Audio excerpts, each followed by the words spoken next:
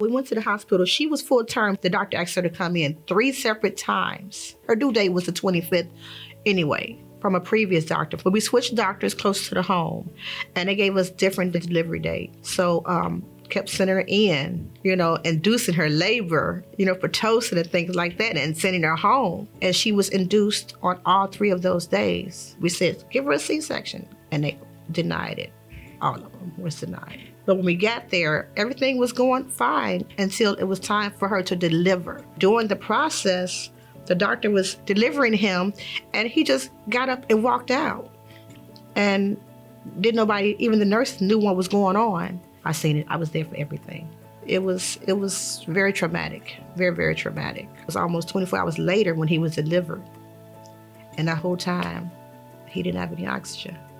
They just said that he had brain cells that died. When they didn't give her oxygen, he wasn't getting the oxygen. He stopped breathing, was having seizures, and they took him straight to ICU and transferred him to the next hospital. And that's where he stayed for a little over a month.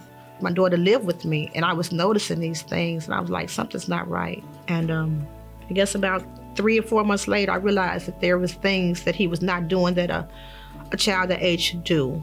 And I started the process of getting him some information. And I started him with early intervention, had them come out and assess him.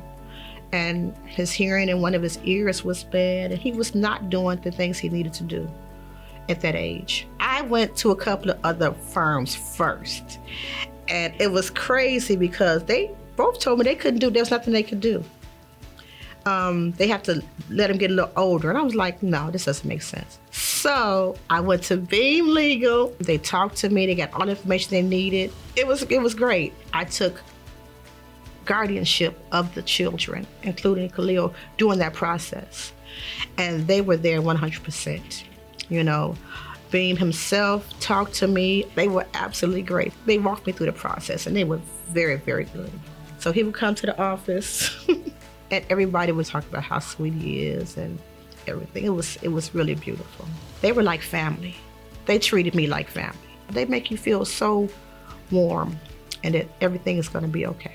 They got us where we needed to take care of him for the rest of his life, and he's being taken care of very well. Yep, he's happy, and I'm happy. We all are happy. If you suspect your child was a victim of medical malpractice, the Baby Birth Injury Lawyers Group is the team to call.